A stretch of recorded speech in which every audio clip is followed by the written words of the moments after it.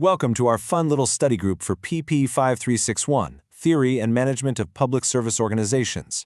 Today, we're digging into the required text, the Culture Code, specifically chapters 7 through 12.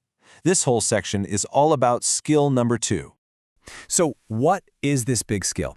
It's all about sharing vulnerability. Now, I know what you might be thinking. Vulnerability?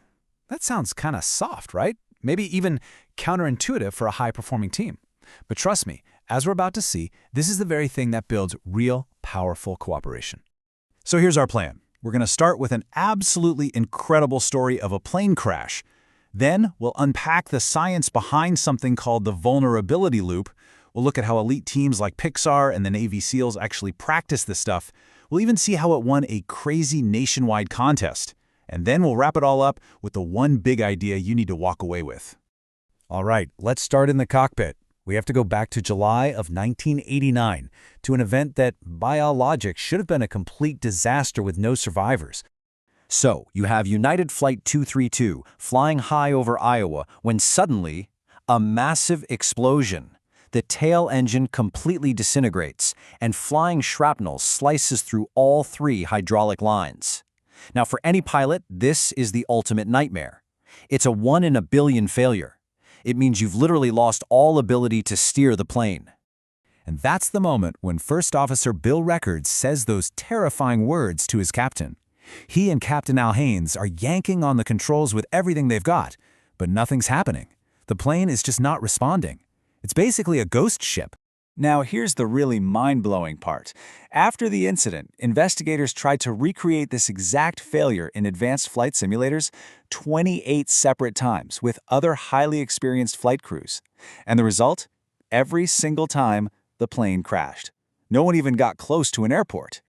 Which leads to the huge question, right? If 28 other expert crews failed in the simulator, what did the actual crew of Flight 232 do so differently that turned an absolutely impossible situation into what people later called a miracle?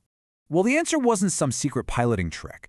It was a profoundly human exchange that unlocked the entire group's brain power. And it all started with just 4 simple words from the captain. See, instead of pretending he had it all under control, instead of just barking orders, Captain Al Haynes did the exact opposite. He sent a powerful, honest signal to his crew and to a passenger who was also a pilot. That signal was, "I don't know what to do. I need help." He made himself vulnerable. And that one little question kicked off what scientists call a vulnerability loop. This isn't about being weak. It's actually about sending a clear signal that you're open, that you need the team. And it turns out this is the fundamental building block of trust and cooperation. You can see how this works in a simple way. Look at these questions. The ones in set A are safe. They're just sharing facts. But the questions in set B, well, to answer those honestly, you have to open up a little bit. You have to be vulnerable. And get this, studies show that when strangers ask each other these set B-type questions, it creates a 24% stronger feeling of closeness. That's huge! So you see, there's a pattern to it. Person A takes a little risk. They send out that vulnerable signal. Person B sees it, and crucially, they respond in kind. They take a similar risk. And this little back-and-forth exchange quickly builds this sense of, okay, it's safe here, we're in this together. Trust starts to skyrocket. So what does this look like out in the real world? Well, the most successful groups, they don't just wait for a crisis to get vulnerable. No, they build routines that force them to practice it over and over, like they're strengthening a cooperation muscle. Take Pixar. Every single one of their movies goes through a process they call the brain trust. It's basically a meeting where a director has to show their messy, unfinished movie to a room full of other brilliant directors, who then proceed to honestly and sometimes brutally tell them everything that's wrong with it. It's an engineered moment of intense vulnerability, and it's designed specifically to make the film great. The Navy SEALs do something very similar. They call it the After Action Review, or AAR. The second a mission is over, they all get in a room and dissect every single thing that happened, good, bad, ugly, especially the mistakes. It can get super tense, but they all agree it is the most critical thing they do for building that unbreakable trust. And you know, this whole culture was baked in from the very beginning. The founder of their training, Draper Kaufman, designed exercises like Log PT. Imagine being on a team of 6 guys carrying a 250-pound telephone pole for hours. It's pure, shared misery. But it forces you to become completely interconnected. If one person stumbles, everyone feels it instantly. It's like having a high-stakes conversation about trust without saying a single word. Okay, so it works for small, super elite teams. But does it scale? Can this idea work for massive groups? Well, let's look at this amazing real-world competition that put that very question to the test.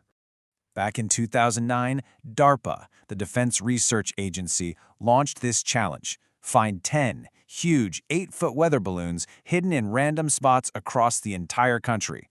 The first team to find all 10 wins $40,000. I mean, nearly everyone called it impossible.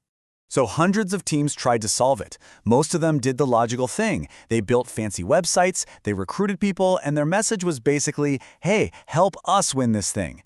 But then you had this team from MIT. They jumped in with just days to prepare, and they had a completely different approach. Their message was simple, and it was vulnerable. We can't do this alone, but if you help us find a balloon, you get a piece of the prize money. Oh, and the person who invited you gets a piece, and the person who invited them gets a piece, and so on. DARPA thought the challenge would take at least a week to complete.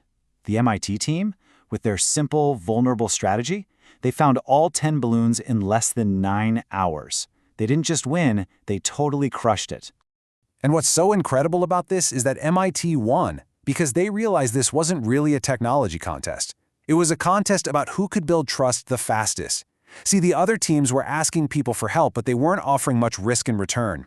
MIT, by promising to share the winnings, created a massive web of mutual risk. They basically sparked thousands of tiny vulnerability loops that ignited cooperation on a nationwide scale, almost instantly.